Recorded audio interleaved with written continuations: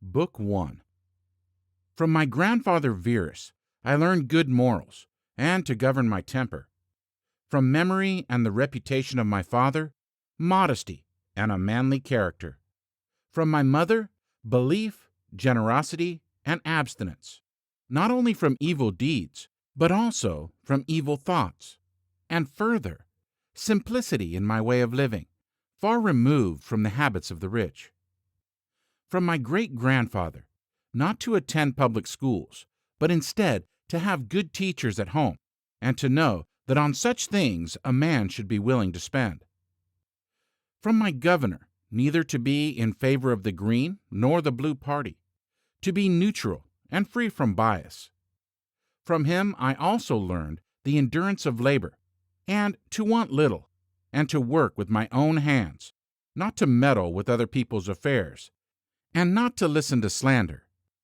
From Diognetus, not to busy myself with unimportant things, and not to pay attention to what so-called miracle workers say about the ability to cast spells and drive away demons, not to breed quails for fighting, or involve myself passionately in such things, to enjoy freedom of speech, and to become intimate with philosophy, to listen first before speaking, to write dialogues in my youth,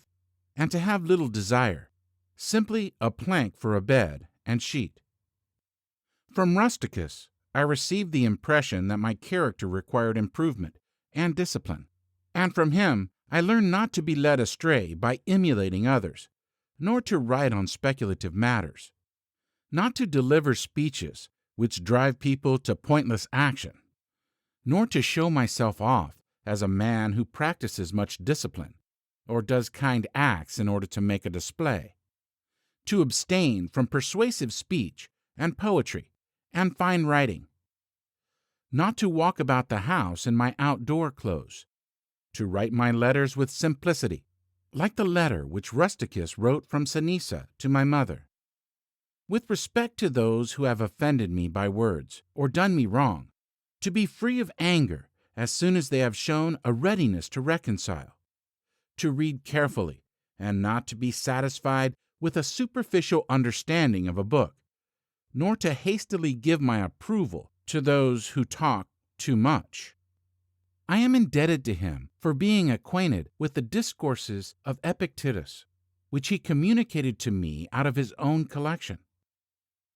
From Apollonius, I learned freedom of will and undeviating steadiness of purpose, and to look to nothing else, not even for a moment, except to reason, and to be always the same, even in sharp pains, on the occasion of loss, or in long illness. But I also saw clearly in him that the same man can be both most unwavering and yielding, without being weak in giving his instruction, and to have had before my eyes a man who clearly considered his experience and his skill in presenting philosophical principles to be the smallest of his merits.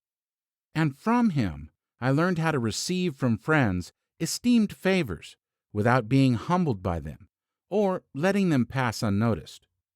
From Sextus, a kind character, and the example of a family governed in a fatherly manner, and the idea of living conformably to nature, to look carefully after the interests of friends, and to tolerate ignorant people who form opinions without consideration. He had the power of readily accommodating himself to all, so that communication with him was more agreeable than flattery, and at the same time he was most highly respected by those who associated with him,